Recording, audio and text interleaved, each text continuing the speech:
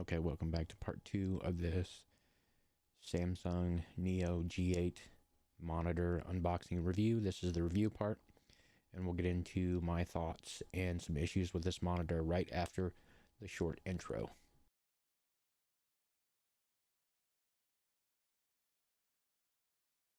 Okay, so we're going to start off this by talking about the specs that I have in this PC right now. I have a Intel iCore 9 10900F, 32 gig of RAM, and the RTX 3090. So the PC is more than capable of running high frames, high resolution games, whatnot. That being said, when they advertised the monitor that we're looking at right now, this is actually the Samsung Neo G8, just to show you that that is actually what it is. Right here we have the display one, the Odyssey G8. So, and it's set at 240. You can see it right there. It runs just fine like this. You wouldn't expect it to get 240 frames a second like this. I mean, it's not really doing anything. So, I mean, it's probably going to default to the lowest.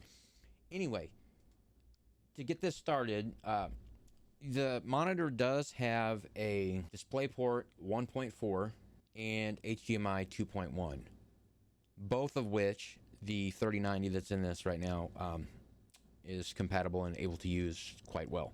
The monitor by itself doesn't really have the technology to push through 4K 240. I know that Samsung marketed the fact that they had the first monitor to go 4K at 240, when both of these standards, I guess this is what you would call them, can only push enough data to get 4K at 120. 4K at 240, you would need DSC, and this monitor does have that. It's a compression that allows a lot more data to get through, which would essentially give you the 240. Now, DSC is enabled on the 3090, the 3080, the 3070, all of the new RTX, or the third generation RTX cards. So you'd be able to utilize it. That being said, there are some issues that I've found with this monitor with regards to getting it to use the DSC. Sometimes it uses it, sometimes it doesn't, and I'll get into that here in just a second. But let's go on to the standards here. If you look at it, HDMI 2.1 says it can go up to 8K at 60 and 4K at 120. That's just to show you that, you know, the standards and what is in this monitor can't actually do by themselves natively, can't do 4K at 240. And then we go over to DisplayPort. DisplayPort 1.4 can do 8K at 60 with HDR, and it can do 4K with HDR up to 120. So that being said, DSC on your RTX cards it's kind of on-demand thing. If it needs it and it's able to use it, it will use it. So you would have to have a compatible monitor along with a compatible graphics card. Both of these are compatible. Now, if you go into a game and actually started, and I had issues with this. I was doing it when I was playing a game, when I was streaming and stuff, and my OCD kicked in because it pretty much broke the game. You actually have to go in with, like Call of Duty, you would actually have to go into it and move your settings up from safe mode and to get it to work. But I'll show you going into the game. Okay, so here we are in Battle.net, and we're gonna go ahead and open up Call of Duty. It takes the 12 minutes that it takes this game to load. Let this load up and we'll show you what I'm talking about. All right, so go into options, right? Graphics. As you can see, Odyssey G8, your 1390, right? Screen refresh rate 240, render resolution 1440. Now, what it has been doing to me is when I go into advanced and I change this to 4K, it has just been stopping, and there's nothing to get the monitor back or anything like that. The only way to get it back is to actually reboot the computer. So that's what we're going to do. Apply settings. No display. Nothing. I can't move my mouse. Nothing. And it just gives me no display. No display available. I can't change it to HDMI. It does the same thing. The only way to get it out of this mode, I mean, I Control Shift Escape, Alt Tab, Escape, you know, everything. Control Delete. Nothing gets it out of this. So you have to reboot the PC,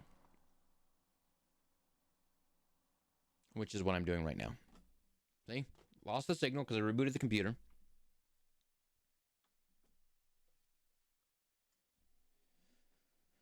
So this is rather irritating, and we'll go back into Call of Duty, and it does the same thing with Apex. It does the same thing with Fortnite. Any game that I've tried to push 4K to, it just will not do it. So I'm not entirely sure that there's not a bug in the firmware on this thing, or what's going on. But okay, so here we are again, back to the game. As you can see, it appears Call of Duty Modern Warfare did not quit properly. It locked up everything. So you want to click yes and go back into it. All right, so here we are back at the options. And as you can see, it's defaulted all the graphics down to, you know, extremely low. So we're going to turn the refresh rate. First off, we're going to turn the refresh rate up to 120. We're not going to go to the 240 right now. And then we're going to go up and turn it to 4K. Hit apply the settings.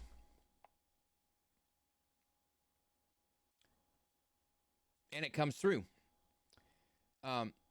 So I've not gotten anything to work with the 240. I don't know what's going on with this thing.